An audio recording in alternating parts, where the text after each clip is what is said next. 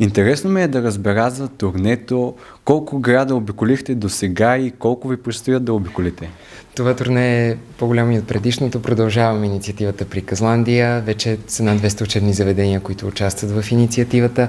Изключително вълнуващо е, динамично.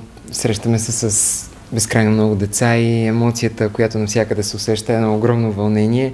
И за мен е вълнение и се радвам, че все повече деца от това, което виждам, четат и се интересуват от приказките.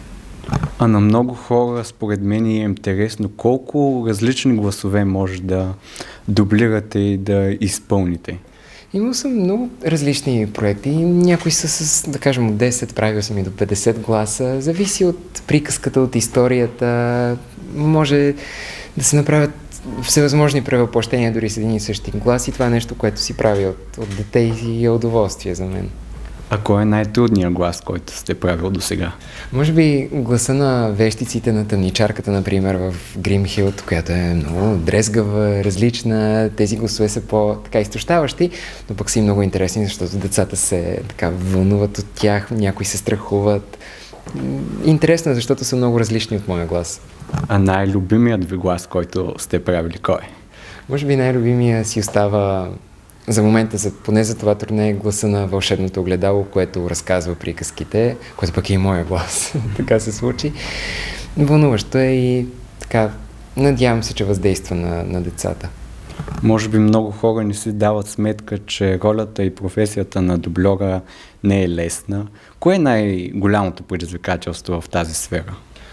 Не е само и до озвучаването, то е една много малка част от целия процес, да напишеш книга, да ти хрумне идеята, да я нарисуваш изцяло, да композираш музиката, да направиш цялото издаване на приказката.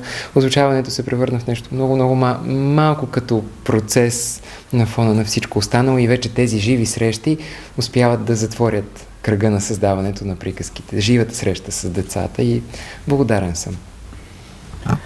А преди запис, как си подготвяте гласа, понеже това е деликатна работа? Как подготвяте вашия глас? Различно. С любими песни, с разговори. Това е стандартно за мен вече всеки ден, когато се налага да изпълняваме една приказка по 5-6 пъти на ден на живо с всички трансформации. Просто става един процес, който не спира, но пък понякога дори да е изтощаващо, е приятно и става едно зареждане с публиката, с децата. Те се вълнуват, аз се вълнувам и не е така, не изисква толкова големи усилия, може би, защото го правя с удоволствие. Турнето жени големи успехи. Какво ви предстои от тук насетне? Сега продължаваме към морето, българското Черноморие, нямам търпение, тук и всичко е така, пролетта много добре, така ни топли, срещите ни топлят и времето ни топли и надявам се всички гостувания да бъдат успешни.